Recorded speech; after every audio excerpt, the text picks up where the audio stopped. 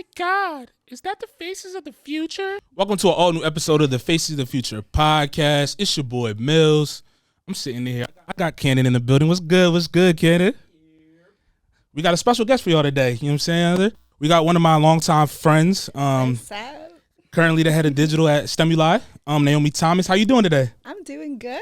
It's good to be here. Yeah, it's been a long time coming. How have you been? I've been real good. I'm in a great space, great energy, great vibes, you know? That's good. That's good. So I always start off episodes like where I first met guests and things of that nature. So I've known you since we were teenagers pretty much. Yes. So thinking about back then, when we first knew each other till now, it's always good watching people like grow and see them like navigate through their life and things of that nature. Would young Naomi be proud of Naomi in the present day right now? Absolutely. 100%. You know, we go way back to the Kingsway days, middle school. Right. I would say I've grown so much. I've changed and evolved in all the best ways. And so I'm super proud of the woman I am today. That's good. And when you say you'd be happy, would it be for the fact that you've like achieved all the stuff you've achieved like in tech and things of that nature? Or like at that time were you on a whole different trajectory and things that you liked?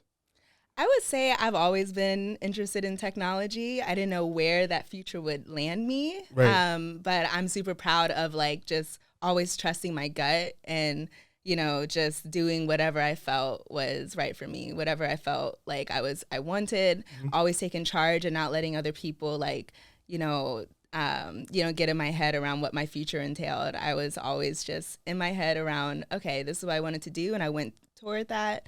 And yeah, I'm just happy for the outcome. So with that being said, like what was like your first like start? You said you've always been interested in tech. So like what was your start? What was your like entry point? I started tech at a very young age. I actually built my first computer when I was 6 years old. And, you know, thanks to my mom, she's a woman in STEM. She's an anesthesiologist. My dad studied computer science in college.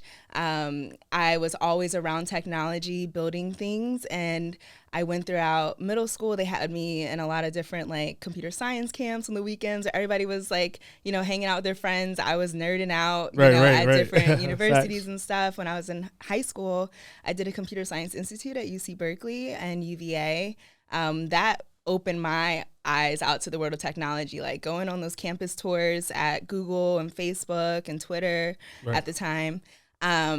It just opened my eyes to a different way of life. When you think about, when you're in high school, you think about, your career. You see everybody in business suits and stuff. Well, I was stepping foot on their campuses. They were wearing hoodies and T-shirts, and they had free food, and you could bring your dog to work. Like, I was like, this is where I would want to work, you know? And they were building really cool stuff, and just, you know, building things out of nothing and just being around really cool people and great minds. And so I want to be part of that movement for sure. Definitely. You talked about like having early exposure to the world of tech just through your parents. How important was that, like having parents that expose you to things that I guess like the average like everyday teenager or kid probably wouldn't be exposed to or know about until like you're older in high school, you're trying to pick a career in college? How important was that? Yeah, I'm super blessed and grateful to have the parents and support and the family support system that I've had growing up, because I know a lot of people may not have that. And so it was the main reason why I was able to, you know, get that start very early. And I think education is so important. It's the reason why I do what I do today, where I'm trying to help people that may not have that support or access to the resources that I did, to be able to access the quality education or the quality experiences to discover different career paths that they may not have thought of. For sure. So with that being said, so you build your first computer. Before we jump into that, how did you build your first computer? That's like, what does that entail? It entails getting a lot of different parts. So my dad, he was always building things from scratch. So every computer, desktop computer, laptop we had, he made from scratch. So he helped me build it. He bought all the different pieces and everything. And I, from a very young age, understood, okay, this is the motherboard, this is what RAM is, how all the parts connect. And so I was really fortunate to be able to have that guidance and, you know, that inspiration to help guide me through that. And then I was always building stuff on that computer. Like I played with my computer more than I did like my Barbie dolls and Bratz dolls. And I was making music at the time. My dad was making music in the studio. I had a couple albums. You said a couple albums? Yeah. You didn't drop them though? No. I mean, I did. I have actual hard copies, but I didn't take it seriously after that. You got to re-release them, joints. I don't know. Maybe one day. You know what I'm saying? I'm going to have to do a remix so it won't sound as bad. So. I feel that. So like navigating through that, and like after building your first computer, you said like you were going to like a bunch of camps and things of that nature. So what were the experiences like being in there? Like the types of people you interacted with? Did that like make you more intrigued in what you were already interested in? Like how was that?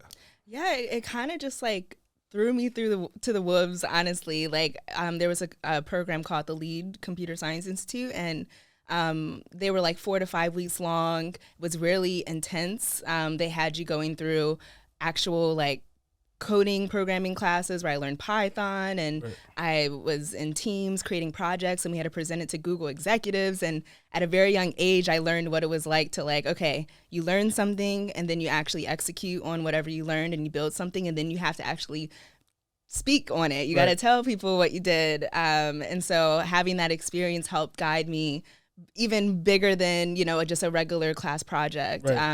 And so I was always kind of like taking charge, like as a leader. I was always like trying to be like the team lead for all my class projects and everything. And being able to have that experience outside of the classroom was super invaluable to just building up, the entrepreneurial spirit that I was able to have. When it comes to that, like what was your biggest challenge as you were like growing in that space? I know you said you had to like write proposals, you had to present what you were doing, the studying aspect of just learning the industry that you're in. Like what do you think at that time was like your biggest obstacle or hurdle when it comes to like navigating that space?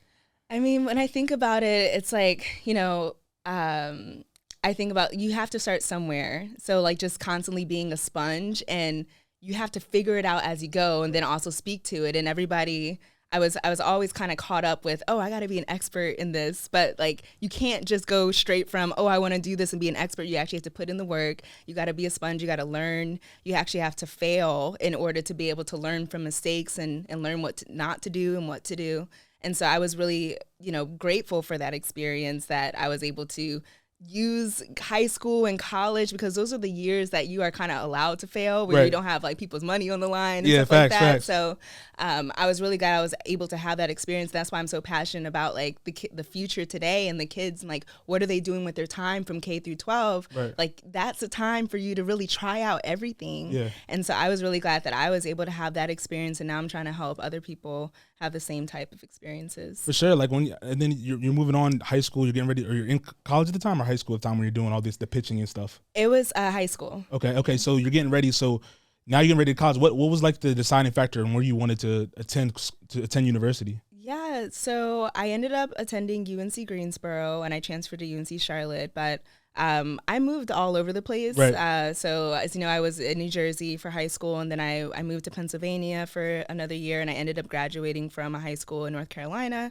I stayed in state, and it was a summer camp that I ran a program for middle school girls one summer, and I hadn't decided my college yet, and I spent the summer there. I really fell in love with UNC Greensboro's campus. It's beautiful. It's a nice college town. You got A&T. There's like 7 colleges in the area. And so that was a deciding factor for me. It was like, you know what? I made a lot of great connections there with the head of computer science department while I was there. I was like, you know what? This is just my calling. My place to really get my my feet wet. And I really liked the fact that I went to, a school, not like a Harvard or any of the Ivy Leagues, but I was able to have more autonomy and like, navigate all the different like clubs. I was president of a computer science club. I was part of SGA. I was on the IT advisory council for the school.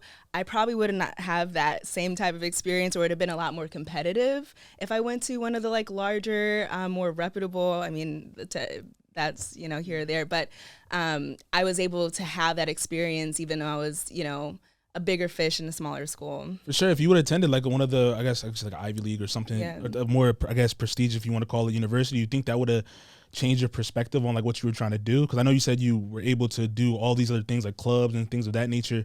Do you think you would have just honed in on your major if you weren't? at a school like that? I feel like I would have been a lot more limited in just my experiences. I was super grateful to have, the network that I built prior to even joining the campus that was able to help me leverage more leadership roles that I may not have had the opportunities. I feel like, anything I put my mind to, I would get it. So even if I went to Harvard or whatever, I feel like I would have done some cool stuff there too. But I feel like there was a lot more room to fail and not as much pressure, because I feel like you're already at a huge scale. You jump to, there's a lot of pressure at those more competitive schools, and I'm glad I had the experience to just, to learn, to fail, to grow, to try out different leadership positions and really mold myself into the career that I wanted to. Definitely, for someone that I guess that's trying to follow in your footsteps when it comes to university or college, what's the curriculum like? Is it very rigorous with the stuff that you're doing? Is it more so, or you just gotta kind of, like you said earlier, be a sponge and learn everything, and then when you get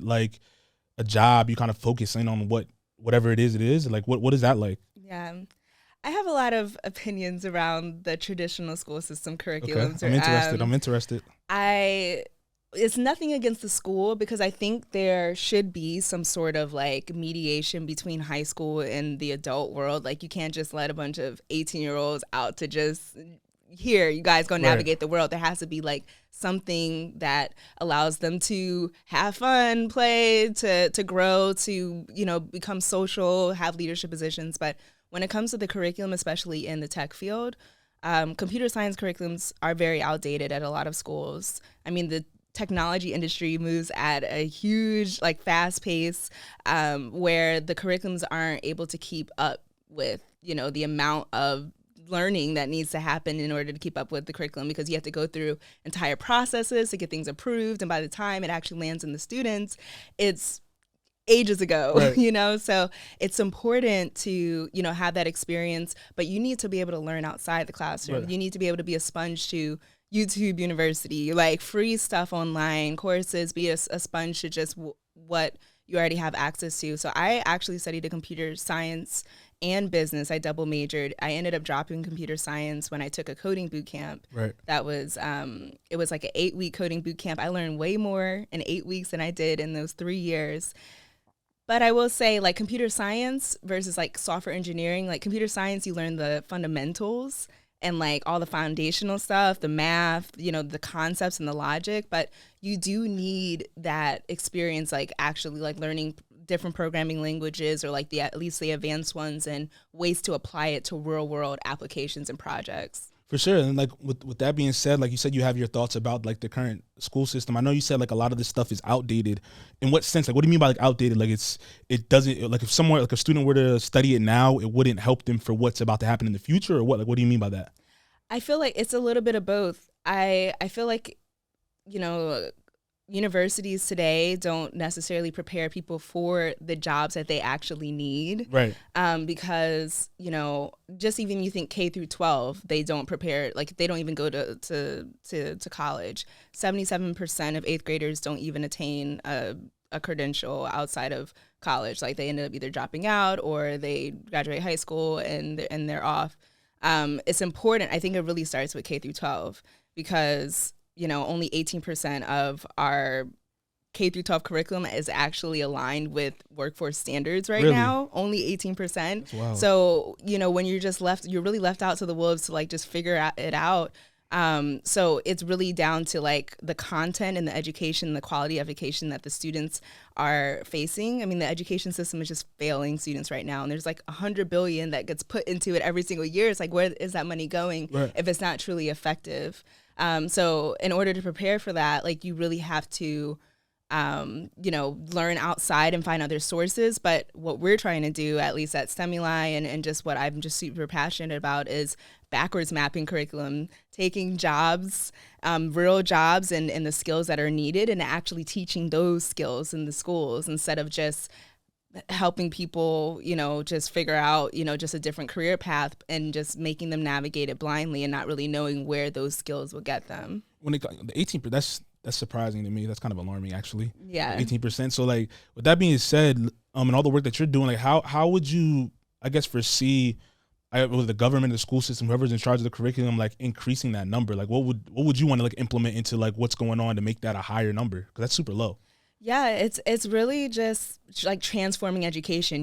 We have to like kind of just rip it up and kind of start from ground zero, and at least enhance what's being taught to be able to make it more applicable and more relatable and more relevant to what they're actually needed. So if you take, a software engineer role at Nike and see that, the programmers or the developers are using, I don't know, Python, you should be able to backwards map the skills that are needed, Python, and be able to teach that in the class, saying you could work for Nike as a software engineer if you learn Python, or you could work for SoundCloud if you learn Ruby on Rails. Right.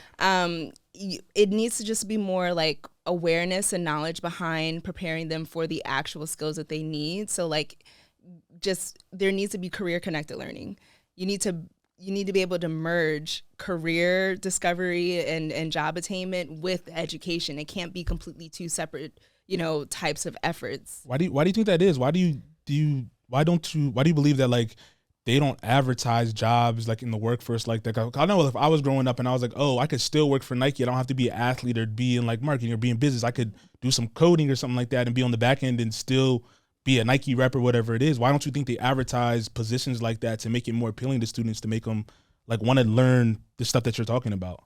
I feel like there just hasn't been like true opportunity. It's just very outdated ways of trying to spread awareness. You go to, I don't know, like job fairs at the schools. Not everybody shows up to that. Right. How are you actually reaching the people that you want to have join your workforce? When you think about just the awareness around what careers are out there, a lot of people they may be a basketball player, they may not make it to the league, and they may not know they could still work for their favorite NBA team as a data analyst or in a role that actually needs a representation, that actually would value their perspective because they know that industry like the back of their hands because they're like a consumer in it. They're actually involved in it, so they know what different products are needed to innovate that industry, to enhance it and make it more, just quality for the end user. No, I agree for sure. I agree with that 100%. So like with that being said, you're navigating through your career, not your career, but your major at college, university, and you graduate, right? So yes. After this time, is this when you launched your first company right after graduation, or was there something in between that? So I actually started a company when I was in college. I started doing websites for friends and family. I started growing my own personal brand and presence and just monetizing that. And then I started getting a lot of inquiries wanting me to do the same. Right. And so I was in my college business classes at UNC Charlotte at the time, learning certain things and then going out to lunch and hopping on business calls and just making websites. Then I started running people's, social media pages and helping out with growing that and improving their digital presences. And when I graduated, I just took off with a digital marketing agency. I ran that for 4 years, and it was an incredible learning experience. There was a lot of ups and downs, but like overall success. I had a business partner. Her name is Tarlan Kubiari. She was like my ride or die straight from college. She was my VP when I was president of the Computer Science Club. She helped me with a lot of Google events, and we joined forces and started running the digital marketing agency. We grew it to over 30 creatives worldwide that were working on client projects globally. And it was definitely like it was definitely a labor of love, and I was able to learn so much about just the business world, the entrepreneurial world, and really help leverage not only grow my own skill sets, but also improve others at the same time. So it was very like impact focused and impact, driven. For sure. And then with that being said, like you said, you had to learn everything as you're growing your business. Like how important, because nowadays people just want to get it right now. You see it socials, so you run social media, you run social media accounts, you're in the presence in the social media area ecosystem. Like how important was it for you to learn all the small roles so you could be ahead of a 30-person contractor list of your business and things of that nature? Yeah, it was so important to start small. Like everybody wants to just make it big right away, but you won't. There's no longevity in that because you won't know how to handle it when it really does come. like that slow and steady progress is so valuable, because you are able to learn and fail at a smaller scale instead of like risking a huge client when you didn't really like put in the time to learn the basics and learn what not to do and what to do. Like, you can't be an expert overnight. Like, that is impossible. You have to put in the work. It was really important for us to start small. I mean, there were months, like when we first started, we were just like a sponge, just trying to like figure out, okay, what type of services you want to provide. Like, you may completely pivot and change what you want to do. And we learned through experiences what type of clients we didn't want to work with, what type of services we didn't want to provide. And we were able to shape the perfect, combination of, okay, this is exactly the type of, target audience, this is the exactly type of customer that we're going to be focusing on. And then we were able to really maximize the services that we were able to prove that we were good at, and then take off and grow exponentially from there. And with that being said, you said you had like a ride or die, right? So how important was that to have someone, like they call it like the foxhole, when your back's against the wall? How important was that to have someone like that, like as you're navigating that space and building everything out and not everything like just relying on you solely? Yeah, it was a blessing. I would have never been able to do it alone by myself. I mean, it's a lot of pressure and a lot of things that like you need that support, and you need someone that is at the same playing field, at the same level as you, that's still trying to figure it out with you, and have someone that's there that, maybe your family and friends may not understand what's really going on, but you have somebody else to vent to that actually knows what's going on, is in the fire with you, navigating it with you. Tarlan is like, she was sent from heaven. She is my business bestie, my bestie for life. I love her and appreciate just the entire process of us, like just trying to figure it out. I will say it's one of those experiences where like you should find somebody, a co-founder or someone that can complement your strengths and weaknesses, because we realize, okay, you're really good at talking to the clients or being more public facing. I'm really good at managing the team. I mean, it's a team effort, and you have to focus on building that quality team. Like, you can't let like ego get in front of you, and like you have to be able to spread so you can like hone in on what skills that you're really good at and really level on that strength. Did you ever find yourself fighting ego?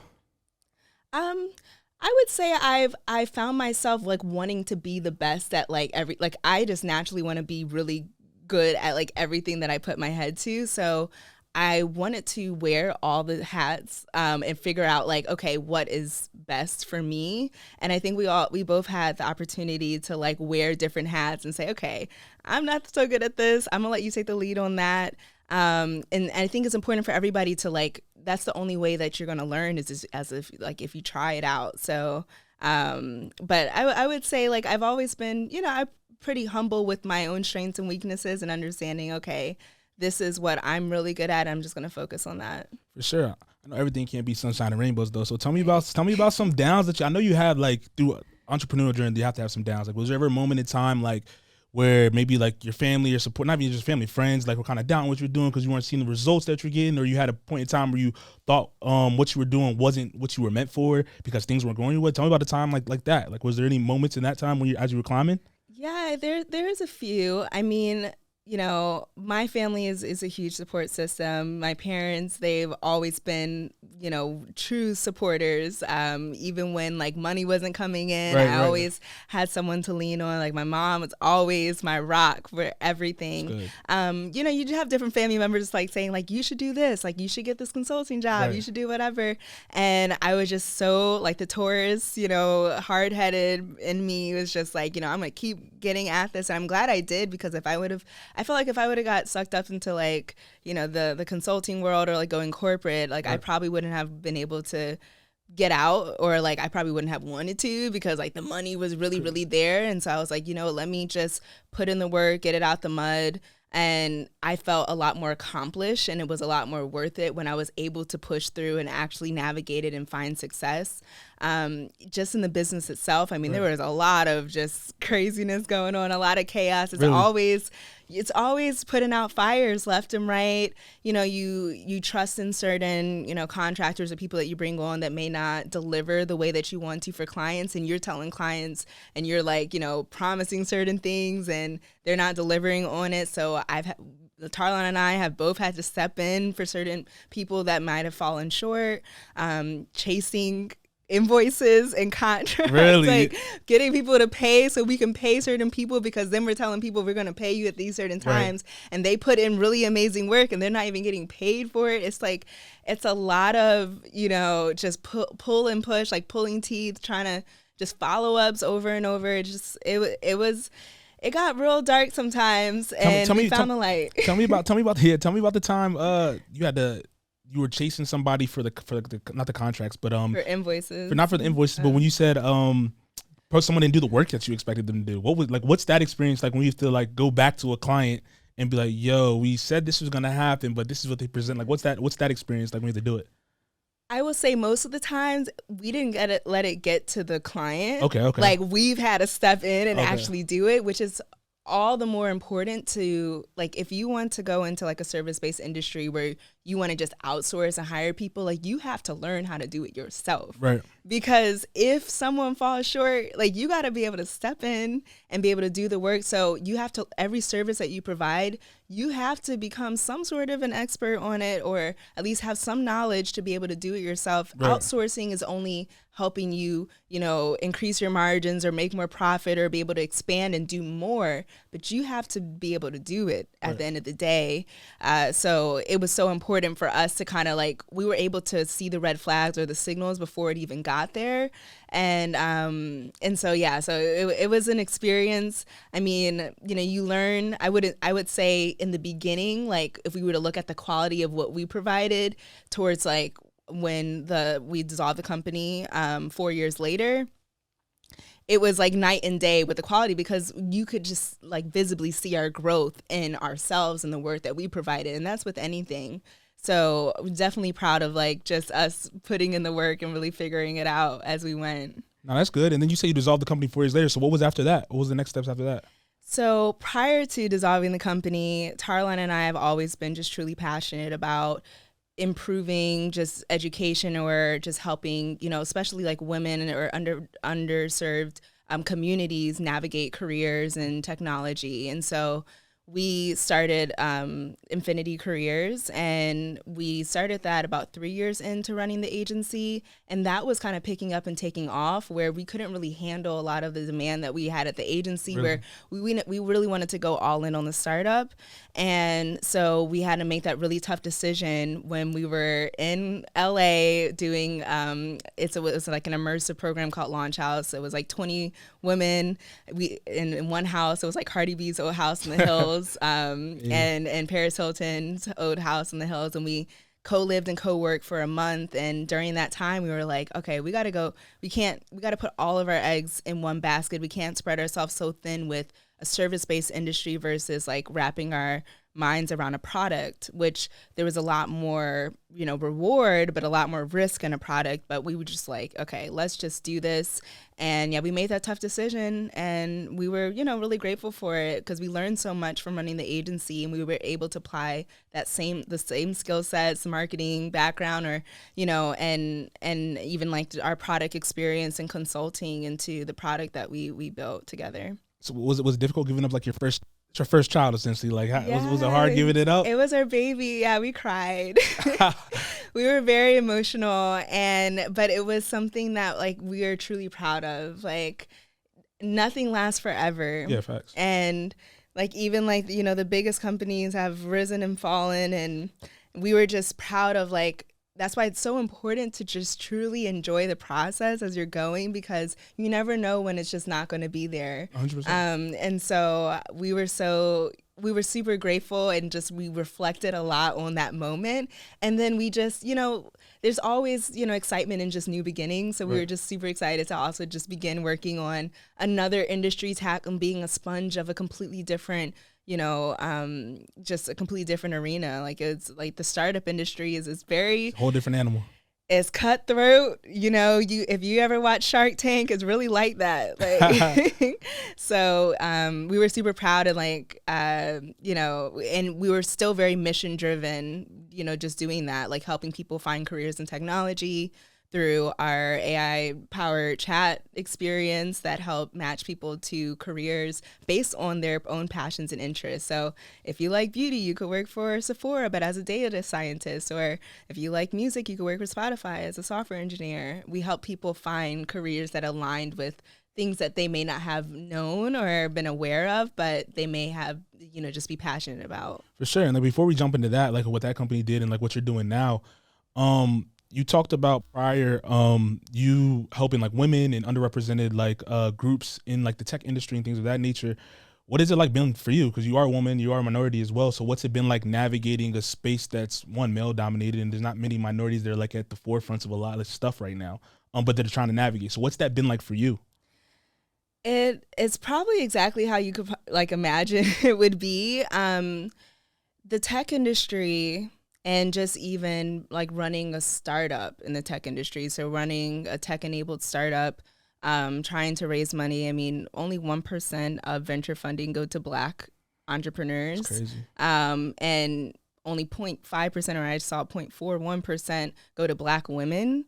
And so it's very challenging to navigate the industry where you are so passionate about something, but like the resources really aren't there or not at the scale that it should be.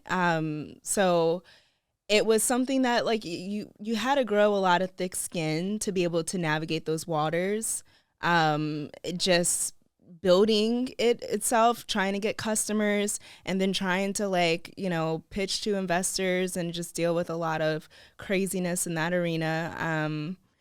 Yeah, it's a very challenging experience. Like right. When I think about it, I get so like drained because it was such a draining process. Just all of it together, or just like there's certain parts that are draining? Like what do you mean? The fun part is when you're like with your team, brainstorming, building. But like the draining part is when you're trying to get people to like see what you're doing is actually something that will be valuable to whatever, customer, whatever audience that you're trying to impact. And I think there's, it's in the startup industry, it's a lot about making money. You got to make profit. So when they see people that are making, products that are impacting people like for good, they're trying to find, okay, but how do you make money? Because every company does have to make money. Right.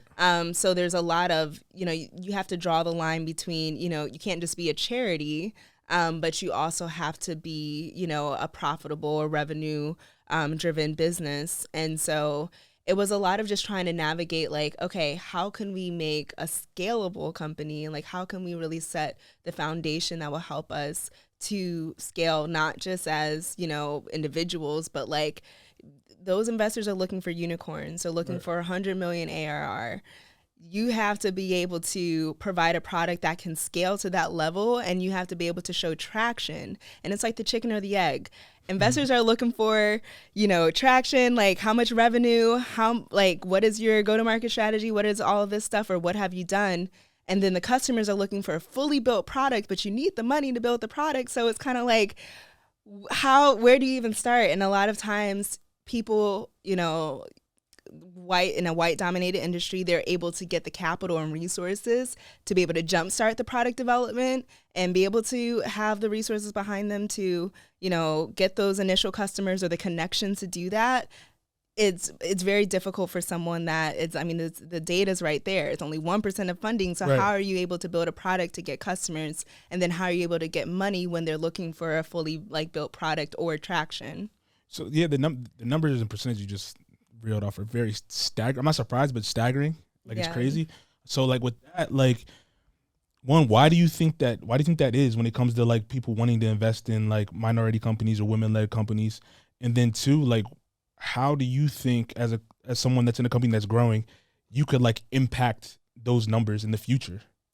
Yeah, I mean, it's very systemic. I mean, just like the reasoning why there's not a lot of capital to minorities and women. It's a systemic issue, and just not really like trusting in someone's brilliant idea or like believing in them enough to be able to put their money where their mouth is. You can't just say, yeah, we'll support you, or just, it was always kind of annoying just to be, I went through a lot of boot camps, but like, it's like boot camps and like just education is great, learning, but we also need funding. We need to be able to then execute on what we're learning.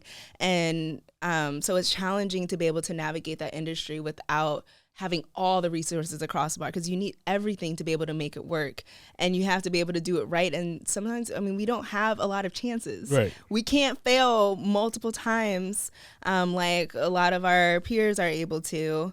So yeah, that is a challenging part. And then what I can do to help improve that.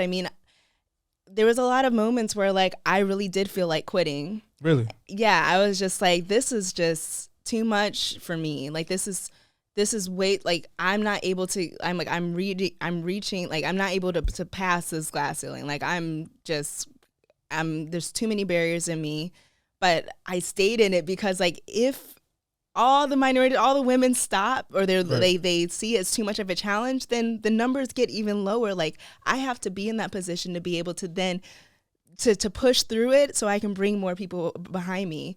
I need to be able to be in the position to bring more wealth around me, so then I can give more wealth and the resources and be able to connect people and bring more, people that, really have amazing ideas, but not enough resources. Like there's so many brilliant founders out there that just aren't supported enough. And so I'm really excited to continue growing in my career. So then I could be part of the venture funds that are actually saying yes, and not, always second guessing, the Black woman founder that is trying to change whatever industry she's trying to impact. So yeah. For sure. And like you said you were bad. You felt like you hit that ceiling. What was that like? Like, was it because of like, because you said you wanted to like quit at one point.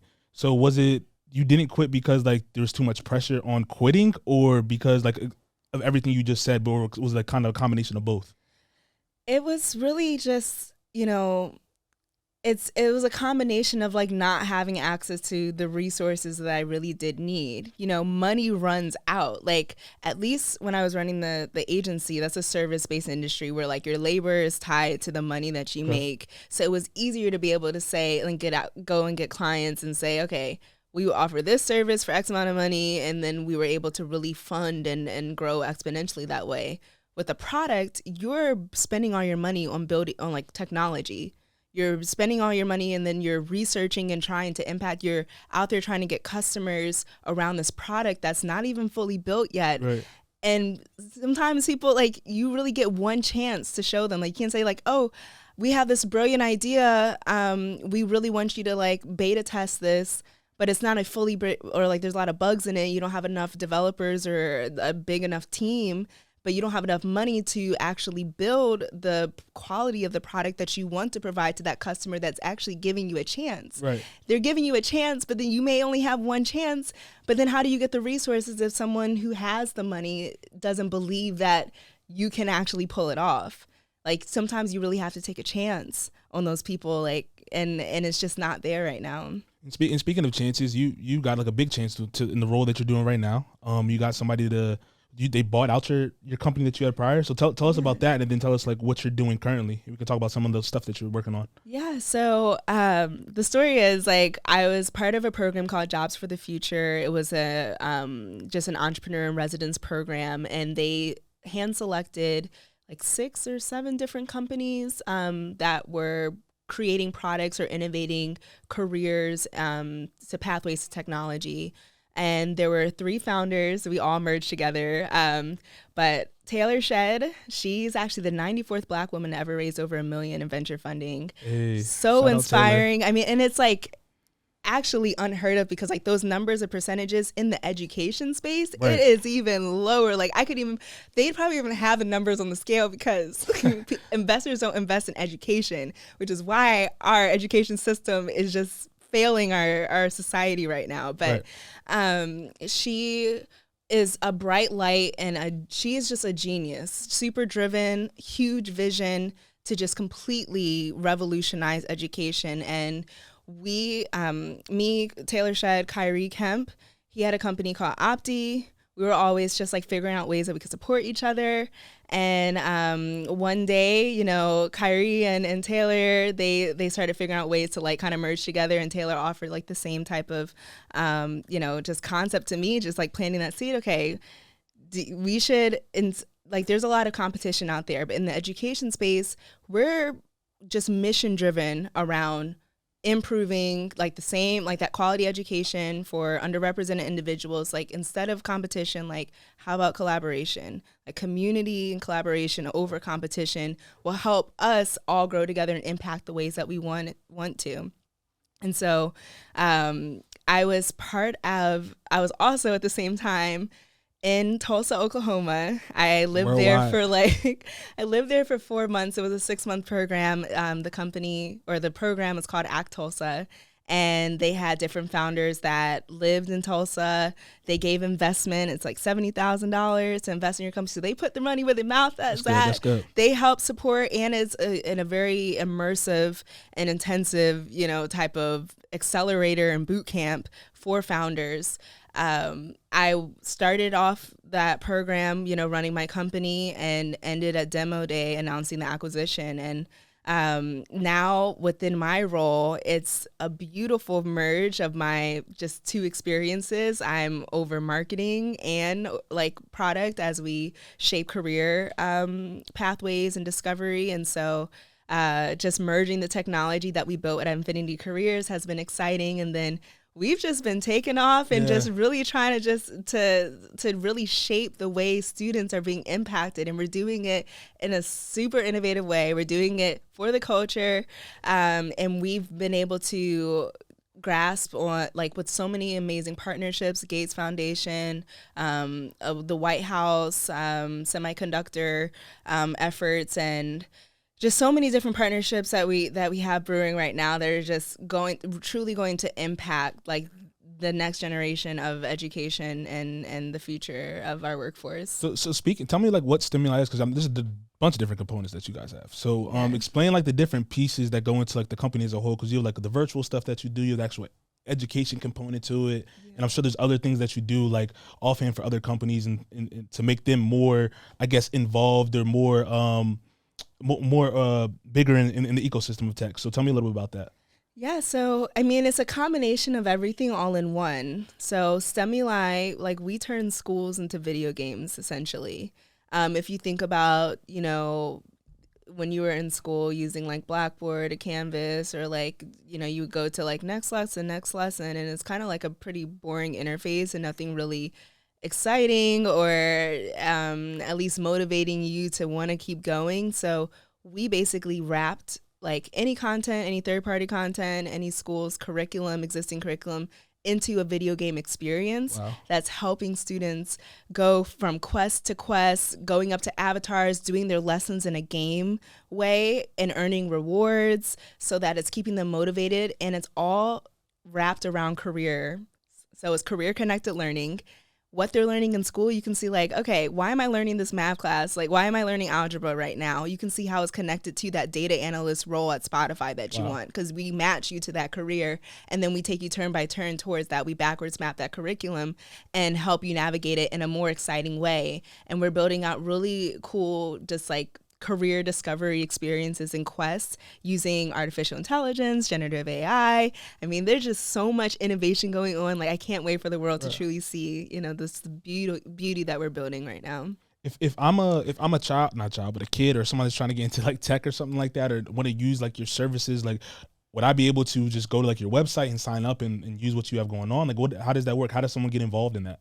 So we do have our career discovery tool that's public right now, and then our product is piloted in a lot of different schools. So it's not publicly accessed right now, but it will be like later this year and next year. And that's going to be like a subscription-based thing, or like how's it going to be, like, in terms of like pilot? What's like the pilot entail? So the pilot is with the school districts themselves and a lot of like nonprofits that serve the K-12 audiences and community colleges, but right now we're trying to like integrate within the foundation of the school system and then offer just like supplemental material outside of school. So like we're really going from the core. Like when we talk about dismantling the education system, like we are going from like where students are required to access education in the schools and helping convert those schools into more engaging and immersive experiences. So you're pretty much trying to become like the new curriculum in a sense, like in terms of like all the resources that the kids are able to get, high schools are able to get, K through 12, whatever it may be.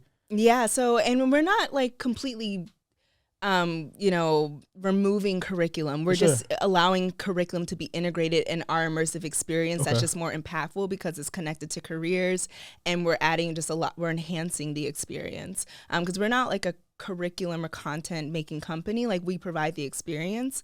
And we also don't want the students to have to really essentially pay for it. Like the end users, so like the schools, the organizations and the government are like funding the services. That sounds good. That's very like insightful. I appreciate that you explaining that. And I think that what you all are doing is going to benefit like the future for sure. So there's been a lot of like moving and shaking in the tech industry. Where do you see like tech going in the next, I guess, 5 to 10 years? Because you've seen it evolve from just like when we have like social media to like the AI boom that's happening right now. So where do you see things going like 5 to 10 years from now? What do you think like the tech world is going to look like, whether it's education, whether it's the way we interact with each other like we're doing right now? What do you see for the future? Yeah, I think that I mean, there's like differences between, what's trending right now or what is actually like going to have longevity. With artificial intelligence, I mean, I can't even imagine what the world's going to look like. I mean, I feel like there's good and bad to like everything, but the way that artificial intelligence is being used to just improve experiences, to help evolve products at just faster speeds, it's going to be a completely different world. In I think all the best ways. Right. I think that as long as like the workforce and like us humans, when you think about humans versus technology, are able to attain the skills that are needed to, to work with technology versus like let it, become a beast of its own. I think that's going to be really beneficial. But generative AI and building out new experiences, I don't know if people like use like ChatGPT or like, DALL-E or Midjourney and like creating different experiences. I mean, there's going to be so much creativity involved in a lot of different just innovation. I think that's the most exciting part because we're going to be able to build things that we were never humanly capable of, like on our own, at least at the rate that it's going, at the speed that it's going. So artificial intelligence and generative AI is going to be here to stay for sure. What do you say to, I guess, the person that doesn't believe in AI, because say maybe they're afraid their job's going to get taken, or they're afraid tech's going to pretty much have people jobless in the future. We already have like a high homeless rate, jobless rate, and things of nature in the country. So what do you say to like the future of that? Do you like encourage them to learn like new technology, or what would you say? Yeah, I would say, it's important to like be a sponge of anything. I mean, if you were to not learn anything and you were like in the early 2000s, like you wouldn't know how to even use the iPhone really, or navigate social media. And people had to learn how to build a digital presence and monetize their presence. And people were making millions off of courses and digital downloads or like even products of their own. So it's important to not ignore it. Mm-hmm. You should definitely figure out ways to work with it to enhance your skill sets in like data analytics, data science, artificial intelligence. I mean, it's important to learn how like prompting right now, like ChatGPT, like just being skilled in areas that will help you like improve it. If you have to learn how to use the technology, like that's like point blank. And then like start there, like learning how to like actually use the tools, and then you can figure out, okay, what do I need to like to elevate in this? Like how can I, be competitive against other people that are trying to do the same thing? And then how can I innovate? Because now you have all these tools that are able to help us move as fast as we humanly want to.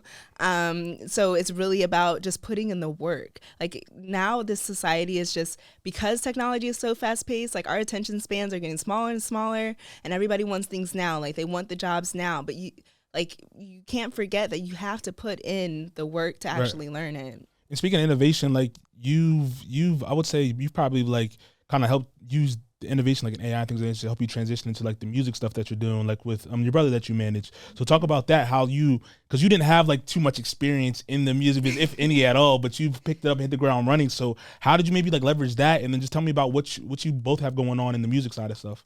Yeah, it's super exciting right now. I feel like, I'm always like a student of the game, like entering the music industry. I'm a sponge right now. Like I only know just like mainly as a consumer, and then I'm just a sponge to just a lot of amazing people in my network.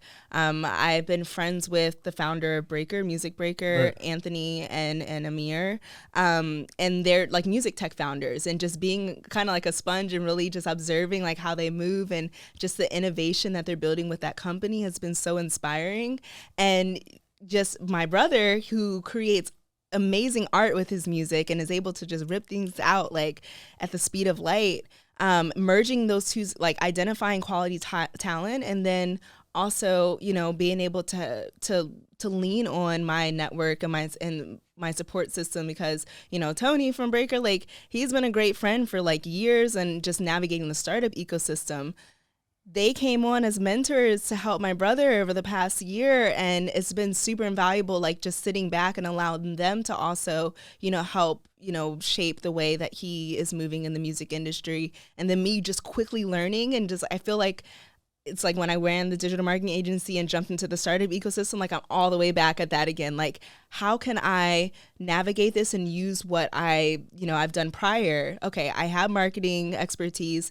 I know how to build a product. I know how to wear all the hats, from financing to building to team management. I can pour all of those skill sets into my brother and like use those transferable skills. Like I don't have to be an expert, but I'm going to get to expert level when I'm leveraging the skills I already have. Right. You got to figure out what skills you already have, because everyone has skills from something. Like whatever you don't have to be a complete expert to be able to find success, and it's really about being fearless and navigating and having just confidence in yourself that you can do it. Yeah, that's something I started to realize too, as I'm starting to like do what I'm doing like in the space I'm in, is that even if you don't necessarily have all the experience like years wise, like there's a lot of transferable skills from the things that you maybe have done.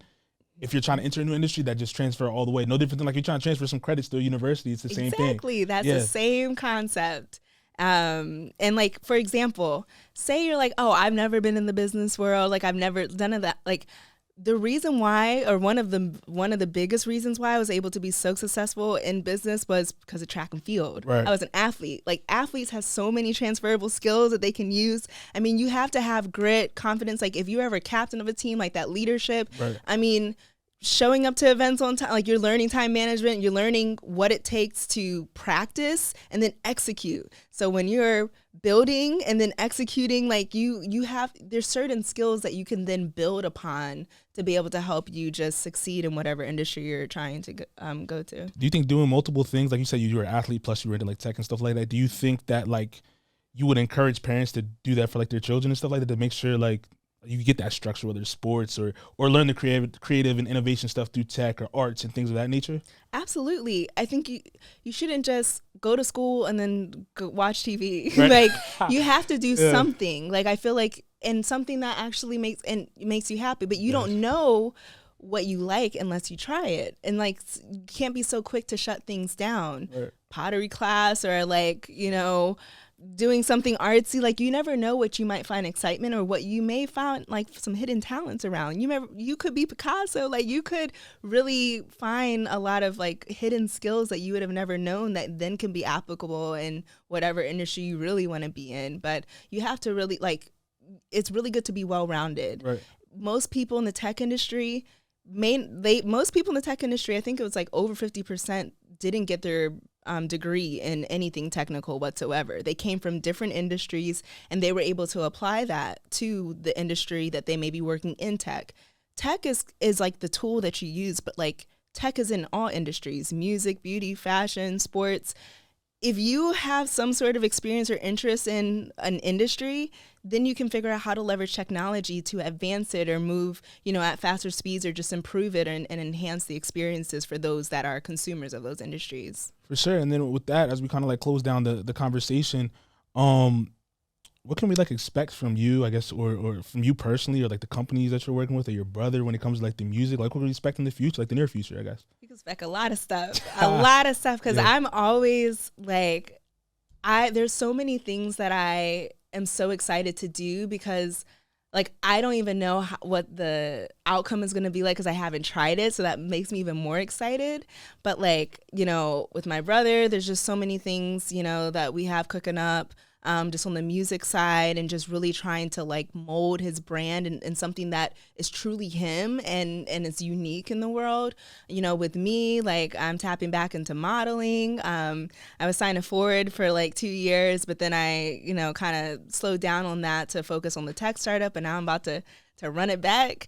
Just a lot of different things. I don't know if I want to like share too much, but I'm getting into, I might be a little author in a little bit, might get into some media and entertainment stuff, but there's a lot of things, and just obviously everything is truly like, it's a learning experience for me, and just wanting to, it's all mission driven around like just impacting people in whatever ways. So usually it's just around education and improving people in career discovery. And so I'm excited to kind of like spread my wings in that area, and just, leverage technology in everything that I do, because, I'm tech bae. So. Facts. Well, I appreciate you stopping by. Yes. Appreciate you pulling up. I enjoyed this conversation. Thanks for having me. 100%. Before we close out, let everybody know where they can find you at, whether your socials, your business, if you want to throw out your brother's artist name, all that stuff before we close out. Yeah, so follow 22 Wavy, like stream him on all the apps, Spotify, Apple Music and all that. Tech Bae for me on Instagram. I'm on Instagram mainly. I'm on Twitter too, but I'm kind of like a fly on the wall there. You don't do the TikTok? I am on TikTok, but I only like promote my brother's music. So you can still follow me on there, engage with the content, and check them out for real. And then, Stemuli.net, and at Stemuli Studios on all the platforms. I appreciate you for stopping by once again. That's all I got for this episode of the Faces of the Future podcast. It's your boy Millz. Peace.